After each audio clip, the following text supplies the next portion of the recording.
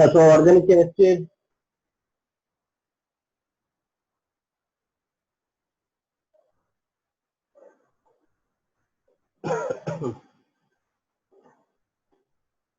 Organic chemistry টপিকের আজকে টপিকটা হচ্ছে ether and phenol.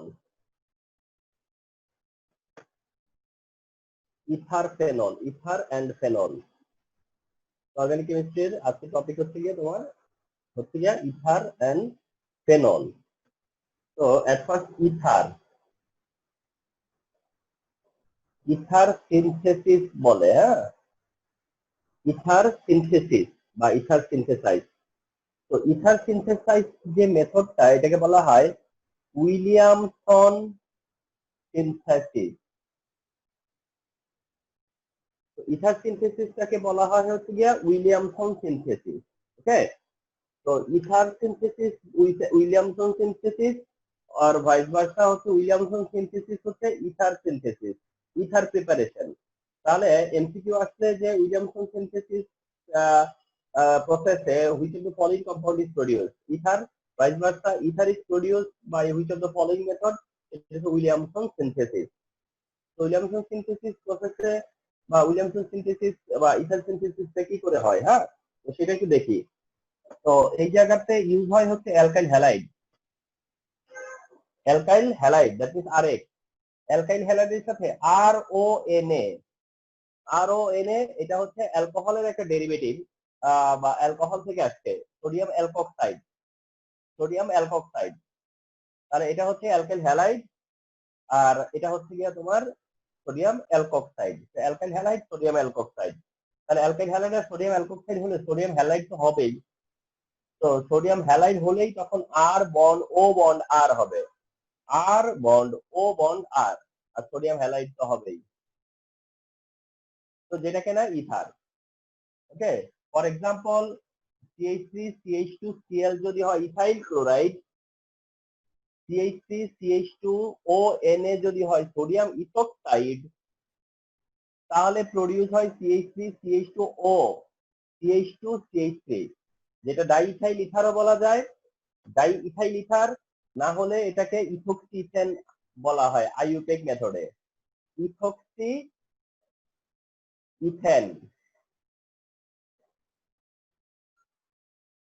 Ethane and by product sodium chloride.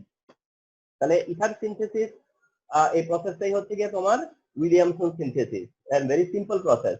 Alkyl halide sodium alkoxide add করলে যেহেতু সোডিয়াম হ্যালাইড হবে, তো ইন দ্য মিনটাইম যেটা হয়ে যাবে সেটা হচ্ছে ইথার। তো ইথার কম্পাউন্ড প্রডিউস হওয়ার জন্য এই মেথড। তো ইথারের পার্টে ডিসকাসের আর কিছু নাই তেমন একটা, হ্যাঁ। তো ইথার পার্টে আসা মানে হচ্ছে গিয়ে ইথারের প্রিপারেশন জানলেই চলে, হ্যাঁ। আচ্ছা, ইথারের প্রিপারেশন জানার পর দেখো, এবার আমরা ফেনল পার্টে যাচ্ছি, and which is very important. Phenol পার্টে আসলাম, এন্ড এটা ইম্পর্টেন্ট ফেনল পার্টটা। তো ফেনল পার্টটাতে আমরা জানি যেটা, সেটা হচ্ছে যে ফেনল হচ্ছে তোমার এটা হচ্ছে ফেনল, যেটা আমরা বলি হাইড্রক্সি বেনজিন, এটা হচ্ছে ফেনল। এটাই হাইড্রক্সি বেনজিন অর ফেনল। তো ফেনল হচ্ছে গিয়া ওইচ বেনজিন, হাইড্রক্সি বেনজিন। তো এটা হচ্ছে ফেনল, যেটা C6H5NOH এই ফর্মে এটা অ্যাপ্লাই হতে পারে। C6H5OH। তো এটা এই ফর্মেও তোমার অনেকটা ইউজ টু হইতে হবে। C6H5OH, C6H5OH, তো এটা এই ফর্মেও ইউজ টু হওয়া লাগবে, ফেনল বা ফেনল যেটাই বলি না কেন, হ্যাঁ। আচ্ছা, তো একটা জিনিস নলেজে রাখতে হবে যে ফেনল হচ্ছে known as carbolic acid.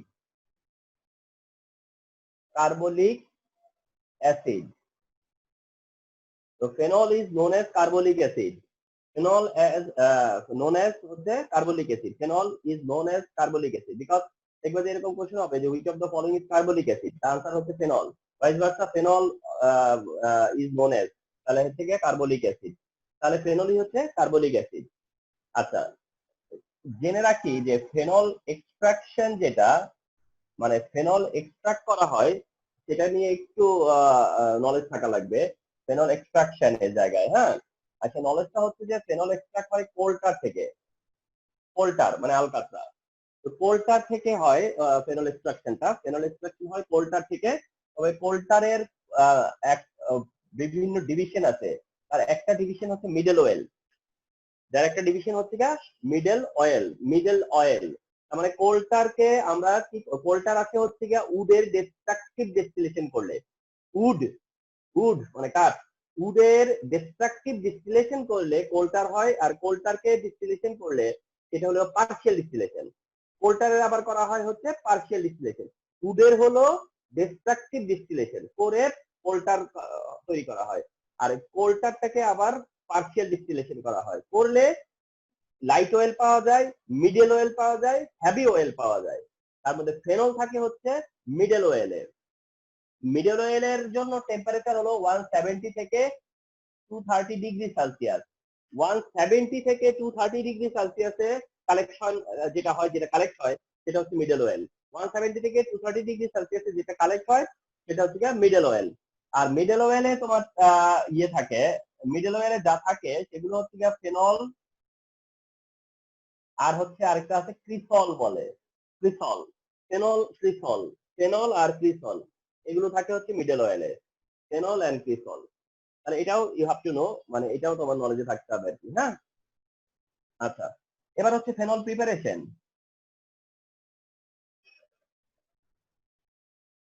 Phenol preparation, তো ফেনল প্রিপারেশনের জন্য আমরা এখানে দুইটা মেথডে যাচ্ছি। তার মধ্যে ফার্স্ট অপশনটা হচ্ছে এটাকে বলা ডাও মেথড। ফেনল প্রিপারেশনাল মেথড এটা হচ্ছে ডাও মেথড। ওকে, ডাও মেথড, ডাও মেথডে ফেনলের প্রিপারেশন, ডাও মেথড। এখন এই ডাও মেথডে ফেনল প্রিপারেশনের প্রিন্সিপালটা আমরা একটু দেখি। এটা করা হয় হচ্ছে ক্লোরোবেনজিন থেকে, ফেনলের প্রিপারেশন হয় ক্লোরোবেনজিন থেকে, ক্লোরোবেনজিন। তাহলে ডাও মেথডে ফেনল প্রিপারেশন হয় হচ্ছে ক্লোরোবেনজিন থেকে, এটা হচ্ছে ক্লোরোবেনজিন। আর এই ক্লোরোবেনজিনের সাথে সোডিয়াম হাইড্রোক্সাইডের রিঅ্যাকশন হয়, ক্লোরোবেনজিনের সাথে সোডিয়াম হাইড্রোক্সাইডের রিঅ্যাকশন হয়, এন্ড সেই রিঅ্যাকশনটা হয় 300 ডিগ্রি সেলসিয়াসে 150 থেকে 200 অ্যাটমসফিয়ারিক প্রেসারে। তাহলে 300 ডিগ্রি সেলসিয়াসে আর হচ্ছে তোমার 150 থেকে 200 অ্যাটমসফিয়ারিক প্রেসারে, তার মানে হাই টেম্পারেচার এন্ড হাই প্রেসারে ক্লোরোবেনজিনের সাথে সোডিয়াম হাইড্রোক্সাইড যখন রিঅ্যাক্ট করে তখন কিন্তু ফার্স্ট টাইম প্রডিউস হয় হলো সোডিয়াম ফিনেট। ফার্স্ট টাইমই ফেনল হয় না, ফার্স্ট টাইম হয় হচ্ছে সোডিয়াম ফিনেট, ফার্স্ট টাইম হয় হচ্ছে সোডিয়াম ফিনেট।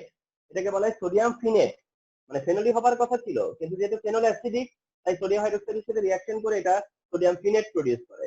এন্ড পরে আমরা সোডিয়ামটাকে পাওয়ার জন্য HCl এ এটাকে ডিজলভ করি, HCl এ ডিজলভ করলে দেন এটা ফেনল হয়ে যায়, দেন এটা ফেনল হয়। তো এটা হচ্ছে ফেনলের preparation, chlorobenzene to phenol, chlorobenzene to phenol, Dow মেথডে ক্লোরোবেনজিন টু ফেনল। তো ডাও মেথডে আমরা জানবো যে ডাও মেথডে ক্লোরোবেনজিন টু ফেনল প্রডিউস করা হয়। তো এটা হচ্ছে ফেনলের একটা প্রিপারেশন। আরেকটা প্রিপারেশন হচ্ছে ফেনল যেটা, সেটা ল্যাবরেটরি মেথড, আর ওইটা হচ্ছে তোমার ফ্রম অ্যানিলিন, ফ্রম অ্যানিলিন মানে একটা কম্পাউন্ড আছে যেটার নাম হলো অ্যানিলিন। তো অ্যানিলিন একটা কম্পাউন্ড আছে যার থেকে ফেনল প্রিপারেশন পসিবল, বা সেটা থেকে ফেনল প্রিপারেশন তোমাকে দিতেও পারে, তো সেটা একটু জেনে নেই। ফ্রম অ্যানিলিন, তো অ্যানিলিনের ফর্মুলা হচ্ছে এটা,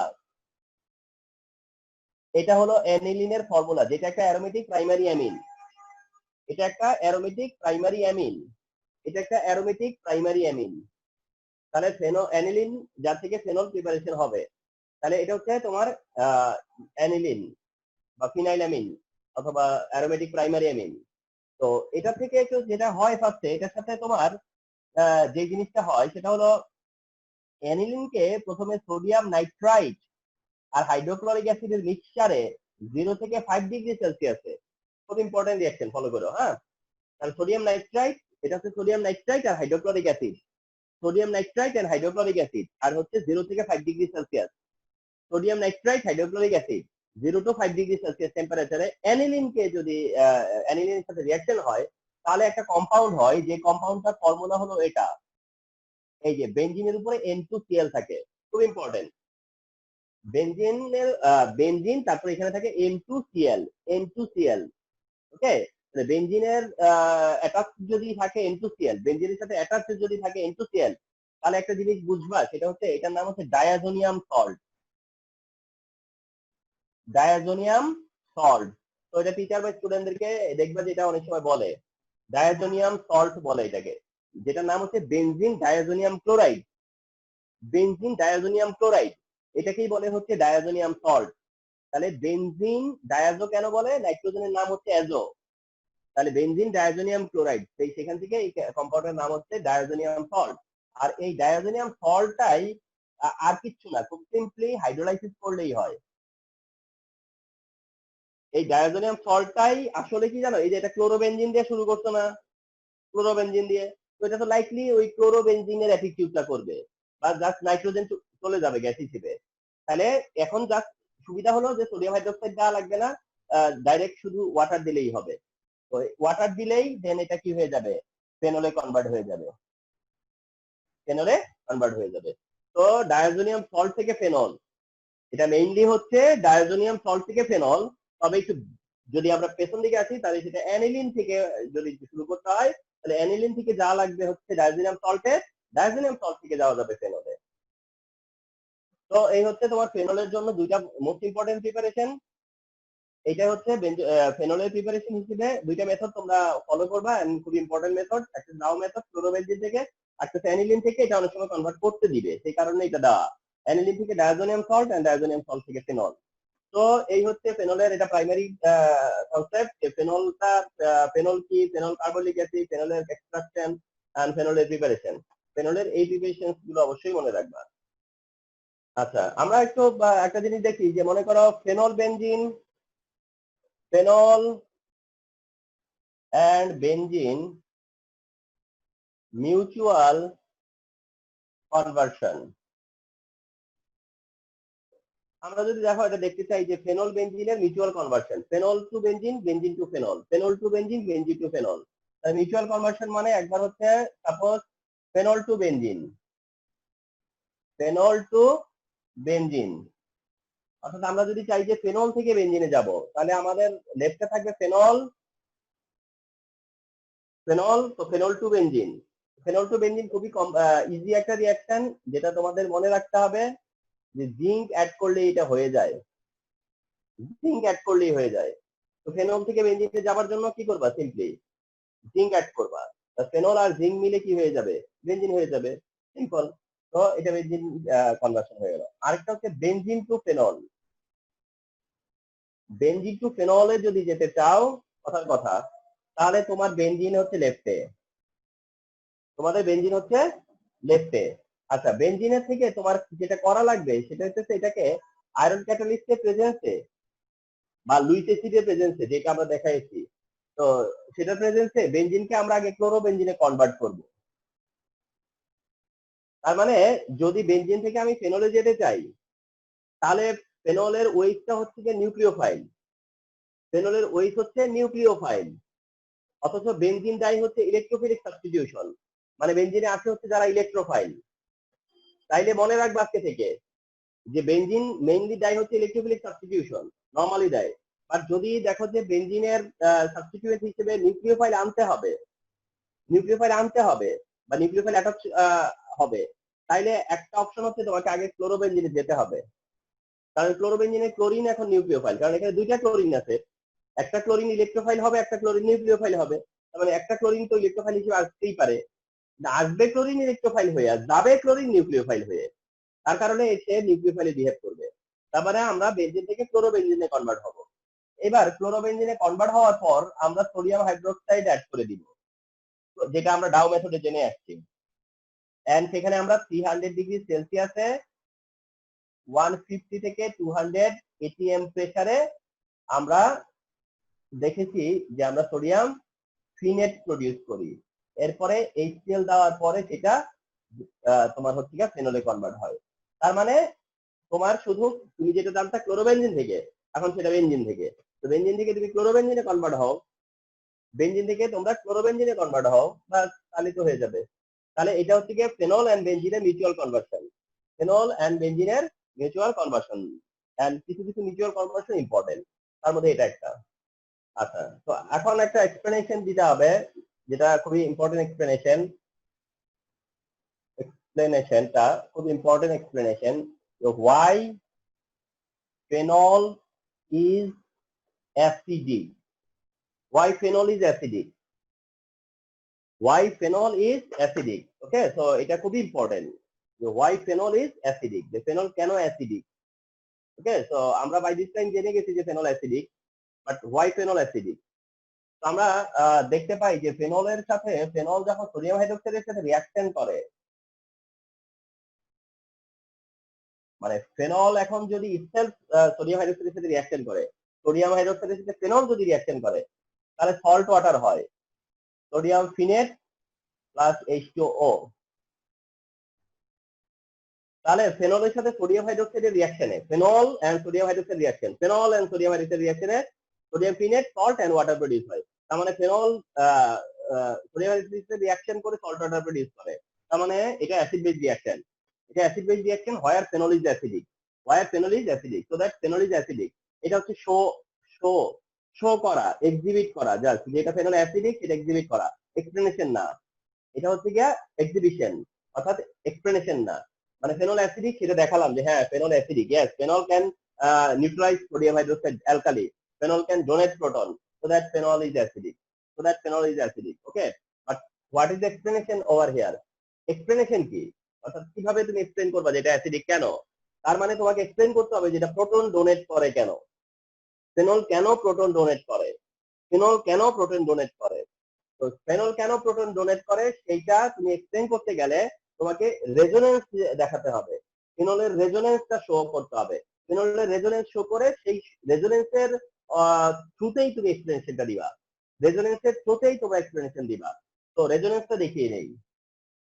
আচ্ছা, এই যে আমরা রেজোনেন্সে প্রিভিয়াস আমাদের একটা কনসেপ্ট আছে কিভাবে করি, অল্টারনেটিভ ডাবল বন্ড দিব অ্যান্টি ক্লকওয়াইজ। এই হচ্ছে ওয়েট, যার অক্সিজেনের কাছে আছে লোন পেয়ার ইলেকট্রন, যার অক্সিজেনের কাছে আছে হচ্ছে গিয়া লোন পেয়ার ইলেকট্রন। আমরা যেটা নোটিস করব যে অক্সিজেন তার লোন পেয়ার ইলেকট্রনের সাহায্যে এই কার্বনের সাথে ইলেকট্রন শেয়ার করবে, বন্ড তৈরি করতে চেষ্টা করবে। এই লোন পেয়ার ইলেকট্রন সাপ্লাই দিবে এবং লোন পেয়ার ইলেকট্রন সাপ্লাই দিয়া অ্যাটাচ যে কার্বন তার সাথে সে বন্ড তৈরি করতে চাইবে। চাইলে এই কার্বন তখন তার সাথে বন্ড তৈরি করতে গেলে, অর্থাৎ তার লোন পেয়ার রিসিভ করতে গেলে তাকে এই পাই ইলেকট্রন ছেড়ে দিতে হবে, তখন সে পাই ইলেকট্রন ছেড়ে দেয়। আচ্ছা, এরপরে কি হয়, এই যে অক্সিজেনের সাথে ওই কার্বনে ডাবল বন্ড হয়ে যায়, তখন অক্সিজেনের সাথে ওই কার্বনে তখন ডাবল বন্ড হয়ে যায়, ওইসি থাকে, তার কাছে দুইটা লোন পেয়ারের জায়গায় একটা লোন পেয়ার থাকে, আর অক্সিজেনটা প্লাস হয়ে থাকে। আর অর্থ পজিশন তখন মাইনাস হয়ে যায়, যেহেতু পাই ইলেকট্রন অর্থ পজিশনে কার্বনের দিকে সরে আসছে, অর্থ পজিশন তখন মাইনাস হয়ে যায়। তখন বন্ড থাকে হচ্ছে ভেতরে দুইটা, আমার মোট তিনটাই ডাবল বন্ড থাকবে, এখন দুইটা ভিতরে আরেকটা বাইরে। এটা হচ্ছে গিয়ে তোমার হওয়ার পরে তোমরা জেনে গেছো আগেই, এই ইলেকট্রনটা যখন অর্থের কাছে চলে আসছে, সেই ইলেকট্রনটা আবার অর্থ কি করবে, তার নেইবার কার্বন তাকে অফার করবে বা তার সাথে বন্ড তৈরি করতে চেষ্টা করবে, এই যে তার জন্য সে সাপ্লাই দিবে। তো এই কার্বন ওর সাপ্লাই কি ইলেকট্রন নিতে গেলে ওই যে সে আবার ইলেকট্রন পাই ইলেকট্রনটা তার পাশের কার্বনের দিকে ঠেলে দিবে। এন্ড তাতে করে আমরা দেখতে পাবো সেটা হচ্ছে যে এরকম, যে ততক্ষণ পর্যন্ত ওই বাইরের অবস্থা আগের মতোই থাকবে। এখন এই যে যে মাইনাস কার্বন যেটা থাকবে সে তার পাশের কার্বনের সাথে ডাবল বন্ড তৈরি করবে নতুন করে, আর সামনের সেই ডাবল বন্ডটা ব্রেক করবে, পরে অর্থ পজিশন মাইনাস হবে, আর এই ডাবল বন্ডটা কিন্তু আসছেই। এই মাইনাস আবার তার দিকে ইলেকট্রন পুশ করবে, কেন এই কার্বন ওই কার্বনের সাথে শেয়ার করতে চাইবে, তাহলে সে আবার পাই ইলেকট্রন কার দিকে ঠেলে দিবে, অর্থ পজিশনের দিকে। দেওয়ার পরে এই ডাবল বন্ড কিন্তু ততক্ষণ পর্যন্ত আছে, লোন পেয়ার প্লাস। আচ্ছা, এই পাই বন্ড আছে, কিন্তু এখন নতুন করে কিন্তু এটা হইছে এবং অর্থ পজিশনে তখন মাইনাস, অর্থ পজিশনে মাইনাস হওয়ার পর এবার অর্থ পজিশনে মাইনাস দিয়ে সে তার এই কার্বনের দিকে ইলেকট্রন কি করবে, পুশ করবে। এই ইলেকট্রন, এই কার্বন যদি তার ইলেকট্রন অ্যাকসেপ্ট করতে চায় তাহলে তাকে আবার রিটার্ন করতে হবে, সে তখন ওই অক্সিজেন যেটা নিছিল সেটা রিটার্ন করবে, এবং রিটার্ন করার পরে দেখা যাবে যে এই পাই বন্ড এই পাই বন্ড এই পাই বন্ড অর্থাৎ ক্লকওয়াইজ যে ডাবল বন্ড সেটা তৈরি হয়ে যাবে, অর্থাৎ ফার্স্টেরটার অল্টারনেটিভ ডাবল বন্ড হয়ে যাবে, আর আবার সেটা সিঙ্গেল বন্ড হয়ে ওয়েট হয়ে যাবে এবং অক্সিজেনের কাছে দুইটা লোন পেয়ার ফিরে আসবে। রেজোনেন্সটা তাহলে কি প্রুফ করলো, রেজোনেন্স এটা প্রুফ করলো যে রেজোনেন্সের কারণে রেজোনেন্স এটা প্রুভ করলো যে রেজোনেন্সের কারণেই অক্সিজেন তার লোন পেয়ার ইলেকট্রন বেঞ্জিনের দিকে সাপ্লাই দিছে বা বেঞ্জিনকে সাপ্লাই দিছে। রেজোনেন্সের কারণেই অক্সিজেন তার লোন পেয়ার ইলেকট্রন কাকে সাপ্লাই দিছে? বেঞ্জিনকে।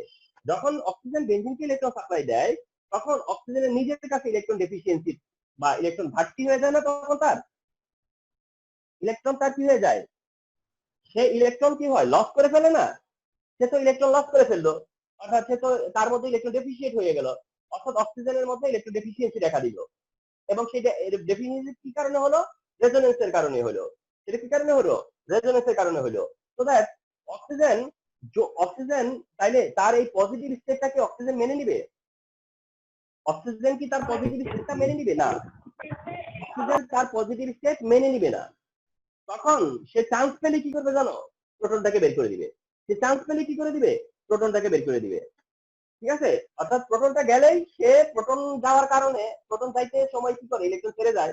প্রোটন যাওয়ার সময় কি করে? ইলেকট্রন রেখে যায়।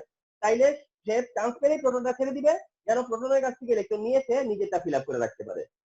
তার মানে তার আর তার প্রোটন দেওয়ার যে টেন্ডেন্সিটা তখন সেটা তৈরি হয়ে যায়। তার প্রোটন দেওয়ার টেন্ডেন্সিটা কিভাবে তৈরি হইল? তার প্রোটন দেওয়ার কারণটা কি? তার প্রোটন দেওয়ার টেন্ডেন্সিটা কেন তৈরি হইল? সেটার কারণটা হচ্ছে রেজোনেন্স। এই রেজোনেন্সের কারণে অক্সিজেন পজিটিভ হয়ে যায়, আর অক্সিজেন পজিটিভ হয়ে যাওয়ার কারণে তার মধ্যে তখন প্রোটন দেওয়ার একটা টেন্ডেন্সি তৈরি হয়। এবং যখন তার অপোজিটে কেউ অ্যালকালি চলে আসে তখন সে এই প্রোটনটা দিয়ে দেয়, কারণ তার তো প্রোটন দেওয়ার টেন্ডেন্সি আছে এবং সে প্রোটনটা দিবে তখন, এবং এটা প্রোটন দেয়। তো তখনই সে কি করে? এই রেজোনেন্সের কারণেই মেইনলি আসলে প্রোটনটা দেয়। মানে প্রোটন সে দিচ্ছে, কিন্তু প্রোটনটা দিতেছে এখানে কে ইনফ্লুয়েন্সিং ফ্যাক্টরটা কি? সেটা হইতেছে যে তার রেজোনেন্স। তার রেজোনেন্সের কারণে এমনটা হয়। যেমন তোমাকে তো আমরা পাল্টা কোশ্চেন করতে পারি যে ওয়াই অ্যালকোহল, মানে কোশ্চেনে এরকম যদি বলি যে phenol is acidic, phenol is acidic but alcohol is neutral. Phenol is acidic but alcohol is neutral. Phenol is acidic but alcohol is neutral. আর অ্যালকোহলের কাছেও তো ওএইচ গ্রুপ আছে, তাহলে ফেনলের কাছে ওএইচ আছে, অ্যালকোহলের ওএইচ আছে। ফেনল প্রোটন দেয় কিন্তু অ্যালকোহল প্রোটন দেয় না। অ্যালকোহল প্রোটন না দেওয়ার কারণটা তো বুঝেই যাচ্ছে, কারণ ফেনলের রেজোনেন্স আছে, অ্যালকোহলের কি রেজোনেন্স আছে নাকি? ফেনলের রেজোনেন্সের কারণে প্রোটন দেওয়ার টেন্ডেন্সি ক্রিয়েট হয়, অ্যালকোহলের তো রেজোনেন্স দিচ্ছে না, তো রেজোনেন্স না দিলে তো তার প্রোটন দেওয়ার টেন্ডেন্সিটা ক্রিয়েট হবে না। তো এখান থেকে ক্লিয়ার হয় যে প্রোটন দেওয়ার টেন্ডেন্সিটা ক্রিয়েট হয়েছে বিকজ অফ দ্য রেজোনেন্স। এই রেজোনেন্সের কারণে এটা হয়েছে। সো দ্যাট এই কারণে ইউ ক্যান সে যে phenol acidic but alcohol is neutral. আচ্ছা, তো আমরা এক্সপ্লেইন করলাম যে ফেনল অ্যাসিডিক কেন না। আচ্ছা, এখন আমরা যেটা দেখতে যাবো সেটা হচ্ছে identification of phenol. Identification of phenol মানে ফেনলের আইডেন্টিফিকেশন। ফেনলের আইডেন্টিফিকেশন, তো ফেনলের আইডেন্টিফিকেশনটা ওয়ান বাই ওয়ান দেখতে থাকো। ফেনলের আইডেন্টিফিকেশন, অপশন ওয়ান, অপশন ওয়ান। তাহলে ফেনল আইডেন্টিফিকেশনের জন্য ফার্স্ট অপশন হচ্ছে আমরা বলতে পারি সেটা হচ্ছে bromine water. Bromine water test করব। ব্রোমিন ওয়াটার দিয়ে ফেনল আইডেন্টিফাই করা যায়, ব্রোমিন ওয়াটার।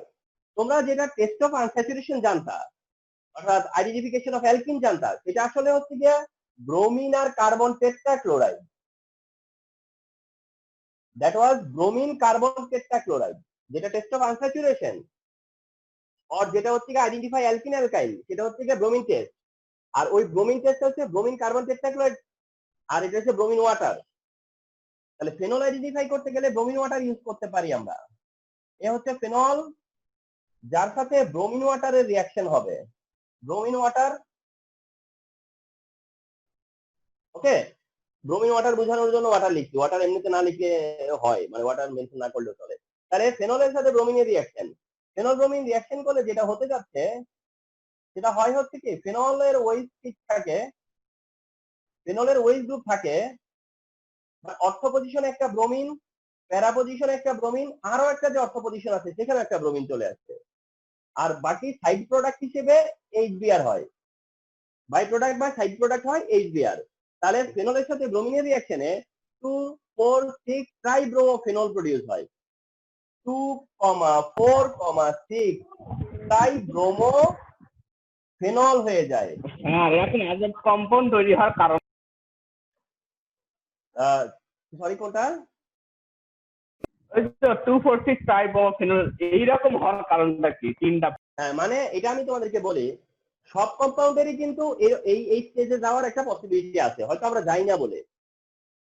মনে করো কেউ যদি কন্টিনিউয়াস রিঅ্যাকশন করতে থাকে, শেষ হবে কখন? কেউ যদি কন্টিনিউয়াস রিঅ্যাকশন করে তখনই শেষ হবে যখন অর্থ প্যারা অর্থ অকুপাইড হয়ে যাবে। যখন অর্থ প্যারা অর্থ অকুপাইড হবে, প্রথমে ধরো কারো অর্থ অকুপাই হবে, কারো প্যারা অকুপাই হবে, আবার হয়তো অর্থ প্যারা একসাথে অকুপাই হবে, তারপরে অর্থ প্যারা অর্থ সব অকুপাই হবে, যেটা আমরা টিএনটিতে দেখি। তার মানে এটা হচ্ছে হাইয়েস্ট বা ম্যাক্সিমাম পসিবিলিটিটা, এটা হচ্ছে হাইয়েস্ট পসিবিলিটি বা ম্যাক্সিমাম পসিবিলিটি। এই পসিবিলিটি হইতেছে কি যে সবগুলা অর্থ প্যারা পজিশন অকুপাইড, এটা হচ্ছে ম্যাক্সিমাম পসিবিলিটি, এবং এখানে তাই হইতেছে 2,4,6 ট্রাইব্রোমোফেনল প্রডিউস হইতেছে। এখন এই 2,4,6 ট্রাইব্রোমোফেনল যেটা, এটা তোমার অনেকটা ইয়েলো হোয়াইট প্রিসিপিটেট দেয়, মানে না ইয়েলো না হোয়াইট। হ্যাঁ, তো এরকম একটা কালার ইয়েলো হোয়াইট একটা প্রিসিপিটেট ফর্ম করে, ইয়েলো হোয়াইট একটা প্রিসিপিটেট ফর্ম করে। তো এই হচ্ছে কি তোমার হলো ফেনলের একটা আইডেন্টিফিকেশন। তো ফেনলের আইডেন্টিফিকেশন হিসেবে তোমরা ব্রোমিন টেস্টটাকে প্রেফার করবা। আর তাছাড়া আরেকটা হচ্ছে গিয়ে তোমার ফেরিক ক্লোরাইড সলিউশন। ল্যাবরেটরিতে তোমরা করবা হচ্ছে এই ফেরিক ক্লোরাইড দিয়ে, অর্থাৎ ল্যাবে যদি করতে হয়, হ্যাঁ, তখন তোমাদেরকে বলবে ফেরিক ক্লোরাইড দিয়ে টেস্ট করো। তো ল্যাবে করবা হচ্ছে ফেরিক ক্লোরাইড টেস্ট। তো এখন আসলে ফেরিক ক্লোরাইড সলিউশন ইউজ করে আমরা কিভাবে ফেনলকে আইডেন্টিফাই করতে পারি। ওকে, তো এই জায়গাটাতে আমি একটু বলি, ফেনলটাকে আমরা দেখিয়েছিলাম যে C6H5OH হিসেবে দেখানো যায়, বলেছিলাম C6H5OH এটা ফেনলের একটা মলিকুলার ফর্মুলা। C6H5OH এটা ফেনলের মলিকুলার ফর্মুলা। C6H5OH হচ্ছে ফেনলের মলিকুলার ফর্মুলা। এর সাথে ফেরিক ক্লোরাইড রিঅ্যাক্ট করবে, এর সাথে কি করবে? ফেরিক ক্লোরাইড রিঅ্যাক্ট করবে, ফেনলের সাথে ফেরিক ক্লোরাইডের রিঅ্যাকশন হলো। এখন রিঅ্যাকশন হওয়ার পরে যেটা হবে সেটা হলো C6H5O, এইটা হবে কতটা জানো? এটা হবে গিয়া 6টা, আর ফেরিক হবে হচ্ছে 2টা, আর এদিকে বাই সাইড প্রোডাক্ট হবে 6HCl। এখন মিলিয়ে দেই 6HCl কি করে হয়, যেহেতু Fe2 আছে না, ওই যে Fe2, তার কারণে এখানে 2, যেহেতু Fe2 তাহলে এখানে একটা 2। আচ্ছা, 2 এর কারণে এখানে 6টা ক্লোরিন না, এই যে 6HCl, তাই কারণে সেই কারণে হইছে 6HCl। আচ্ছা, আর ওই যে 6টা হাইড্রোজেন আসবে 6টা ফেনল থেকে, তাহলে এটা লাগবে কয়টা? 6টা, 6টা। তাহলে 6 ফেনল আর 2 ফেরিক ক্লোরাইড মিলছে, মিলে সাইড প্রোডাক্ট হচ্ছে 6HCl। কিন্তু মেইন প্রোডাক্ট যেটা হইছে সেটা হলো এরকম 6টা প্রোটন দেওয়ার পরে ফিনেট আয়ন তৈরি হইছে। ফিনেট, এই ফিনেট হইছে কয়টা? 6টা, আর এখানে 2টা আয়রন আছে, সেই 2টা আয়রন। তো এটাকে নেমিং করলে বলে কি হেক্সাফিনেট, এটাকে নেমিং করলে বলে হেক্সাফিনেট ডাইফেরিক, হেক্সাফিনেট ডাইফেরিক, হেক্সাফিনেট ডাইফেরিক। তাহলে 6টা ফিনেট, এই জন্য হেক্সাফিনেট, আর 2টা আয়রন, এই জন্য ডাইফেরিক। তাহলে হেক্সাফিনেট ডাইফেরিক বলা হয় এই কম্পাউন্ডটাকে। আর যার কারণে এটা হয়ে যায় ভায়োলেট, এটা হয়ে যায় ভায়োলেট কালারটা। এটা হেক্সাফিনেট ডাইফেরিকের প্রিসিপিটেট হয়, বাট অত স্ট্রং প্রিসিপিটেট না, যে সলিউশন প্রিসিপিটেটের মতো একটা তোমার হচ্ছে কলয়েড টাইপের একটা সলিউশন পাওয়া যায়, কলয়েড টাইপের, সেই কলয়েডাল একটা সলিউশন পাওয়া যায় যেটা কালার হয় ভায়োলেট, যেটা কালার হয় ভায়োলেট। তো এই হচ্ছে গিয়ে তোমার ফেনলের আইডেন্টিফিকেশন। তাহলে ফেনলের আইডেন্টিফিকেশন বলতে তোমরা বুঝবা, একটা হচ্ছে ব্রোমিন ওয়াটার টেস্ট করে ফেনল আইডেন্টিফাই করতে পারা যায়, একটা হচ্ছে ফেরিক ক্লোরাইড সলিউশন দিয়েও ফেনল আইডেন্টিফাই করা যায়। তো ফেনল আইডেন্টিফিকেশন হচ্ছে এই রিঅ্যাকশন গুলা। ওকে, আচ্ছা, এখন যেটা শেষ করবো, আমি সিলেবাসের বাউন্ডারিটা ফলো করেছি, বুঝছো? মানে সিলেবাসের যে তোমার হচ্ছে বাউন্ডারি, সেটা ফলো করে ক্লাসটা নেওয়া হয়েছে। বাট ফেনলের কিন্তু চাইলে সিলেবাসের বাউন্ডারির বাইরে অনেক আলোচনা করার সুযোগ ছিল, বেশ কিছু ডিসকাশনের চান্স ছিল। তো আমরা সেটা আরেকটা সেশনে করব। আজকে শুধু হচ্ছে কি সিলেবাসের বাউন্ডারির মধ্যে আমরা থাকলাম আর কি। তো এখন আমরা কিছু ইম্পর্টেন্ট কম্পাউন্ড জানবো যেগুলো ফেনলের ডেরিভেটিভ। মানে কিছু ইম্পর্টেন্ট কম্পাউন্ড আমরা জাস্ট কম্পাউন্ড জানবো, কোনো রকম এদের প্রিপারেশনের জায়গায় যাবো না, জাস্ট জানবো যে এগুলো ফেনলের হচ্ছে গিয়া ডেরিভেটিভ। তো ফেনলের ডেরিভেটিভ হিসেবে এগুলো খুব ইম্পর্টেন্ট, ফেনলের ডেরিভেটিভ হিসেবে এটা খুব ইম্পর্টেন্ট। তার মধ্যে ফার্স্ট হচ্ছে গিয়া ধরো এরকম যে ওয়েজ গ্রুপ আছে, অর্থ পজিশনে NO2, প্যারা পজিশনে NO2, আরেকটা অর্থ পজিশনেও NO2, এটা তো হতেই পারে তাই না? অর্থ পজিটিভ ফেনল হচ্ছে হাইলি রিয়েক্টিভ, কথা বলতে পারছো? ফেনলটা হাইলি রিয়েক্টিভ, আর দিস ইজ ওয়াই ফেনলের একটা কোশ্চেন হয় আমরা মাঝে মাঝে বলি, হ্যাঁ, সেটা হচ্ছে ফেনলের নাইট্রেশন লোয়ার টেম্পারেচারে হতে পারে। ফেনলের নাইট্রেশন লোয়ার টেম্পারেচারে কেন হয়? ফেনলের নাইট্রেশন লোয়ার টেম্পারেচারে কেন হয় সেটা হলো গিয়ে ফেনলের রিঅ্যাক্টিভিটির কারণে, এটা বড় কথা না। ক্লোরিনের নাইট্রেশন তো লোয়ার টেম্পারেচারে হয়, তো ফেনলের নাইট্রেশন লোয়ার টেম্পারেচারে হয়। কিন্তু তার থেকে মজার একটা কোশ্চেন হয় অনেক সময় যে ফেনলকে নাইট্রেশন করলে ডাইলুট নাইট্রিক অ্যাসিড দিয়েও করা যায়। ফেনলকে নাইট্রেশন করতে গেলে ডাইলুট নাইট্রিক অ্যাসিড দিয়ে করা যায়। আমরা নাইট্রেশন করি কনসেন্ট্রেটেড নাইট্রিক অ্যাসিড দিয়ে, আমরা নাইট্রেশন করি হচ্ছে কনসেন্ট্রেটেড নাইট্রিক অ্যাসিড দিয়ে, কিন্তু ফেনলে নাইট্রেশন করলে ডাইলুট নাইট্রিক অ্যাসিড দিয়ে পসিবল। যদি কখনো এই কোশ্চেন সামনে আসেও তাহলে তোমাদের আমার এই কথাটা আজকে কাজে লাগবে। এটার কারণটা হচ্ছে এটা ফেনলে নাইট্রেশন ডাইলুট নাইট্রিক অ্যাসিড দিয়ে কেন করা যায়, ওই একটাই কারণ যে ফেনল খুব বেশি রিঅ্যাক্টিভ, যার জন্য অপোনেন্ট যে তাকে অত বেশি রিঅ্যাক্টিভ হওয়া লাগে না। একটা রিঅ্যাকশনের জন্য একজন যদি খুব বেশি রিঅ্যাক্টিভ হয় তাহলে অন্যজনকে অত রিঅ্যাক্টিভ হওয়া লাগে না, এরকমটা আর কি। আর মেইন কম্পাউন্ড যত রিঅ্যাক্টিভ হবে রিয়াজেন্ট অত স্ট্রং হওয়া লাগে না। মেইনটা যদি তোমার হলো গিয়া উইক হয় তাহলে কিন্তু রিয়াজেন্ট স্ট্রং লাগে, ঠিক আছে? তাহলে ফেনলের নাইট্রেশন করতে গেলে ডাইলুট নাইট্রিক অ্যাসিড দিয়েও করা যায়, তাহলে ফেনল বুঝবো, তাহলে ফেনলের নাইট্রেশন আমি যদি ডাইলুট নাইট্রিক অ্যাসিড দিয়ে করতে পারি, তাহলে ফেনলকে নাইট্রেশন করতে গেলে যদি কনসেন্ট্রেটেড নাইট্রিক অ্যাসিড ইউজ করি তাহলে তো সেটা মাস কি হয়ে যাবে, এটা হয়ে যাবে। তো এটা হওয়ার পরে এটাতে এটা মেইনলি এইটার নাম আমরা জানবো হচ্ছে কি পিক্রিক অ্যাসিড। এটা হচ্ছে গিয়া জানবা যে এটা হচ্ছে formula of picric acid, formula of picric acid, ফেনলের ডেরিভেটিভ।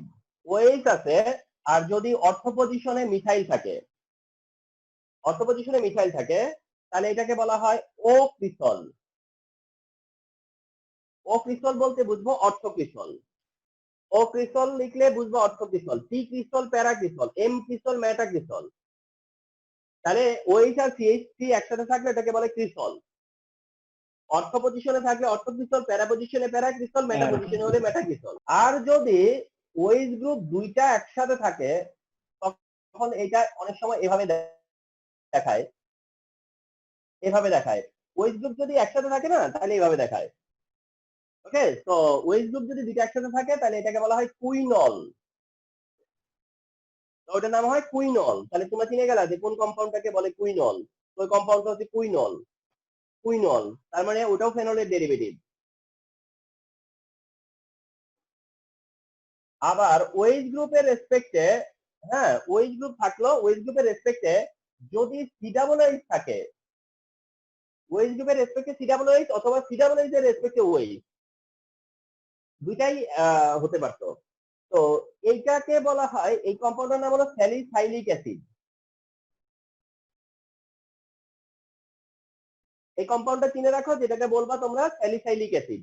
এই কম্পাউন্ডটাকে তোমরা মেনশন করবা যে এটা হচ্ছে স্যালিসাইলিক অ্যাসিড। ওএইচ থাকলো বাট অ্যালডিহাইড, তাহলে এটা হলো স্যালিসালডিহাইড, স্যালিসালডিহাইড। তাহলে একটা হচ্ছে স্যালিসাইলিক অ্যাসিড, একটা স্যালিসালডিহাইড। আচ্ছা, ফেনলের ফেনলের জায়গায় OCOCH3 হয়ে গেছে, মানে এটা OH সরে গেছে, এখানে হয়ে গেছে OCOCH3, তার মানে CH3C ডাবল ও, এর মানে হলো CH3C ডাবল ও। কথা বুঝছো? এটা হলো ফেনোলিক এস্টার, এটা হলো ফেনোলিক এস্টার। তাহলে ফেনল থেকেও তো এস্টার হতে পারে, তো এটা ফেনোলিক এস্টার। তার মানে বেনজিনের পরে ও তারপর COCH3, ফেনোলিক এস্টার। আর অর্থ পজিশনে COOH, অর্থাৎ এইটা থেকে আসছে, স্যালিসাইলিক অ্যাসিড থেকে আসছে। অর্থ পজিশনে COOH, বাট ফেনলটাকে ফেনোলিক এস্টারে কনভার্ট করার পরে যে কম্পাউন্ডটা হচ্ছে এইটা, এই যে এই কম্পাউন্ডটা, এটাকে তোমরা জানবা যে এটা হচ্ছে গিয়া তোমার অ্যাসপিরিন। এটা এটা হচ্ছে নোন এজ অ্যাসপিরিন, এটা হচ্ছে কি অ্যাসপিরিন। ওকে, তো এটা একটা important compound which is aspirin. And এটাও ফেনলের ওয়েটটা নাই, মনে হতে পারে ফেনলের ওয়েট নাই, বাট ফেনলের ওয়েটের থেকেই কনভার্টেড হয়ে আসছে। আচ্ছা, এবার ফেনলের ওয়েট আছে, ফেনলের ওয়েট আছে প্যারা পজিশনে NH CO CH3 আছে, প্যারা পজিশনে NH এরপরে COCH3, OH এর প্যারা পজিশনে NH তারপর COCH3। এই কম্পাউন্ডটা জেনে রাখবা, যেটাকে বলা হয় প্যারাসিটামল, প্যারাসিটামল। তাহলে যদি প্যারাসিটামলের ফর্মুলা জানতে চাওয়া হয় তাহলে ওটা হচ্ছে প্যারাসিটামলের ফর্মুলা, ওটা হচ্ছে প্যারাসিটামলের ফর্মুলা। তো ফেনলের ওটাও ডেরিভেটিভ এন্ড এটাও ইম্পর্টেন্ট ডেরিভেটিভ ফেনলের জন্য। আচ্ছা, আর একটা হচ্ছে যে ওয়েজ গ্রুপ তোমার আছে, ওয়েজ গ্রুপের রেসপেক্টে দুইটা মেটা পজিশনে মিথাইল আছে, দুইটা মেটা পজিশনে মিথাইল আছে, আর এই প্যারা পজিশনে আছে হচ্ছে গিয়া ক্লোরিন, প্যারা পজিশনে আছে ক্লোরিন, ক্লোরিন, ঠিক আছে। তাহলে ওয়েসের রেসপেক্টে দুইটা মেটা পজিশনে আছে মিথাইল আর প্যারা পজিশনে আছে ক্লোরিন। তোমাদের ভাবনায় কাজ করতে পারে যে ওই থাকা অবস্থায় মেটা পজিশন কিভাবে অকুপাইড হলো, ওই থাকা অবস্থায় মেটা পজিশন করে অকুপাইড হলো। কথা হচ্ছে কি, এটা যখন এটা প্রিপারেশনটা আমি দেখাচ্ছি না, ঠিক না, এটা মেটা পজিশনে মিথাইলকে আগেই এনে রাখা হয়, আগেই এমন একটা মেটা গ্রুপ সেট করা হয়, মেটা গ্রুপ সেট করে মেটা পজিশন গুলো দখল করে মিথাইল গ্রুপ, তারপরে ওই মেটা ডাইরেক্টলি তাকে সরিয়ে দিয়ে ওয়েস গ্রুপকে নিয়ে আসা হয়, নিয়ে তারপরে ক্লোরিনেশন করে ক্লোরিনকে প্যারাতে আনা হয়। এটা তার একটা স্টেপে হবে না, ঠিক না, বাট পসিবল। এটার নাম হচ্ছে ডেটল, এটার নাম হচ্ছে ডেটল। তো যদি ডেটলের ফর্মুলা জানতে চাওয়া হয় তাহলে এটাই হচ্ছে তোমার ডেটলের formula, and which is very important formula. তো এটা হচ্ছে ডেটলের ফর্মুলা, এন্ড ডেটলের ফর্মুলা হিসেবে এটা খুবই ইম্পর্টেন্ট একটা ফর্মুলা। তবে ডেটলের নেমিং নিয়ে অনেক সময় কোশ্চেন হয়, যদি বলে ক্লোরোজাইলিনল তাহলে ঠিক, এটাকে ক্লোরোজাইলিনলও বলে, এটাকে ক্লোরোজাইলিনল কেন বলে, ক্লোরিনের কারণে ক্লোরো, দুইটা মিথাইল একসাথে থাকলে বলে জাইলিন, আর ওইচ আছে বলে বলে অল, তাহলে ফাইনালি কি হইলো ক্লোরোজাইলিনল, ক্লোরোজাইলিনল এই কারণে বলে। আর এমনিতে আরেকটা বলা হবে এটাকে এভাবে যে তোমার 4 নম্বরের ক্লোরিন এই কারণে 3,5 ডাইমিথাইল, 3,5 ডাইমিথাইল কেন, কারণ একটা 3 হলে একটা 5 এ 3,5 ডাইমিথাইল, আর কম্পাউন্ড হচ্ছে ফেনল। নেমিংটা এভাবেও হতে পারে যে 4 ক্লোরো 3,5 ডাইমিথাইল ফেনল, নেমিংটা এভাবেও হতে পারে।